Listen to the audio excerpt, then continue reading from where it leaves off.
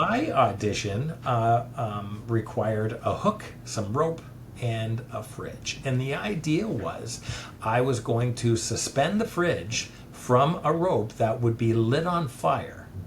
The rope would Oh take my gosh. roughly a minute to burn, and when the rope burned through, it would drop the fridge. The fridge was hooked to a steel cable that went through the rafters, and well, it hooked to my tongue, is really what it did. So, Oh. so it looks something like this. Okay? Oh my gosh. So it's a little bit of an angle, but what we did was we tied up the fridge with the rope and the steel cable, and we would suspend the fridge about 10 or 15 feet in the air, and then the rope would be tied off, lit on fire, and the steel cable would go through my tongue. Oh my gosh. This is So not your average audition. now, once we got it set up, there was probably a dozen producers, camera people, audio people all sitting in. Once they realized what we were doing, the 10 or 12 people became 30 people. Everybody came out of the woodwork to see. And then we had to do a rehearsal. So obviously we weren't going to light it on fire or put me at risk. So we Mhm. had it all set up and we just kind of walked through it. And when I said to the main producer who was videoing it, when I said, so we're going to jam this hook through my tongue and hook it, a whole bunch of people were like, no, no, no. And they just got up and left. They just got up and they Yeah, I mean, left. I'm not surprised. I would feel just as queasy. Yeah, yeah. So, What's the rehearsal for? So it's not to perform in front of judges. Like, surely the judges aren't there. Is it just for the no. cameras and the producers to know what could possibly happen? Yeah, you know what? You're absolutely right. What happens is they need to spot where the fridge is going to go, where I'm going to go, the best angle for certain cameras because of light and reflecting and all of that stuff. And they assign you a color. And for Australia's Got Talent, I was green. And they put little green circles, almost like a 3-ring binder circle. You know those little teeny circles that you Yeah, can. yeah, yeah. Well, they put green spots everywhere I'm to be, where my props to be, where the fridge is going to drop, all of that Okay. stuff. They put our little label, and sometimes when they drop it down, though, you see 5 other colors of other performers, perhaps. Do But they do this with every single like audition, or is yeah, it just the one? Oh, really? no, No kidding. let me rephrase that. Every one of our um, people from out of the country, we all had auditions that day and they had marked it all out for Gotcha. us.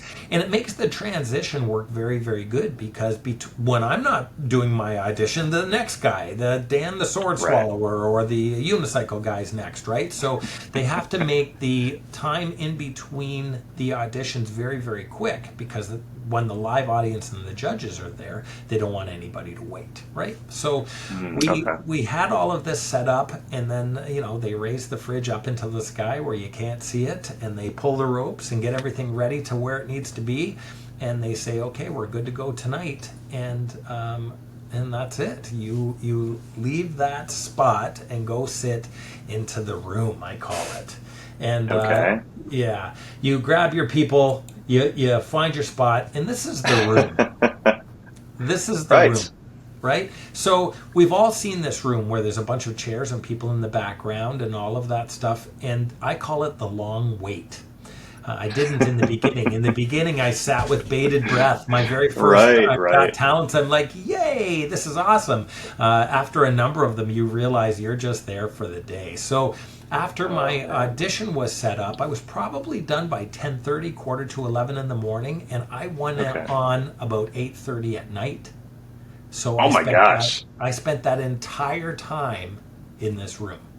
Oh my And goodness. I mean, there's a bathroom just off to the side, and Sure. there's coffee and there's some snacks and stuff like that. But it is the longest day because you can't be on your smartphone. You can't be calling anybody because they video the whole time. So the whole time you're in there, you're interacting, and we've seen it. If you watched any of the Got Talents, you're putting makeup on in the mirror, or somebody's stretching, or whatever the deal is. So because they're videoing all day of the people who are auditioning, all you can do is smile and be that guy in the background. And it's a long day. It's a long day. Secret of the What's Stars. A Secret of the Okay. Stars. If anybody's watching this and they are definitely applying for a Got Talent and get picked, um, by the fifth or sixth Got Talent I did, I would go behind the red carpet, the red curtain, and sleep. I just want you to know. I snuck back there and slept. Okay, so Oh my gosh. but yeah, What's the energy in the room like? Like everybody must be nervous, anxious. Is you it know, tense in there or is it casual? in different Got Talents, there's been different ranges of people. On Australia's Got Talent, there might have only been maybe 20 or 30 people, but I've been in rooms where there's been hundreds of people. Even in Canada's Got Talent, sometimes they have big dance groups, say as an example, and there might be 15 people in that dance group, and there might be 2 or 3 dance groups that day. Right. So everybody's in there. And let's be honest, everybody who applies for a Got Talent and makes it to television really is doing it believing that this is their big break. This is their Yes, opportunity right. to make it. So when you're in Meanwhile, that you're sleeping behind the curtain. sleeping behind the curtain. Yeah.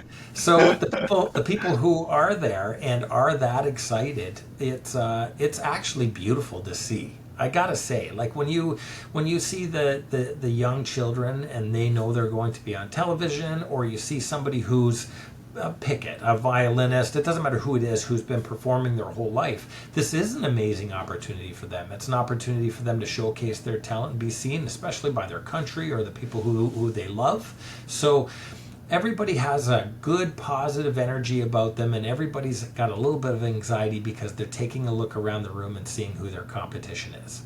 That's so. Right. So there's a lot of that going on, but I usually Okay. take that opportunity to jump around and get as many pictures with other performers as I can, and try to make friends with some of the people that are there. It's a long day, and it's great if I meet another magician or another escape artist or somebody who juggles or something, and then we can just share some stories or talk about our experiences. So it's really a wonderful opportunity for many, and the truth is, a lot of people will leave there and not move on, and it's heartbreaking.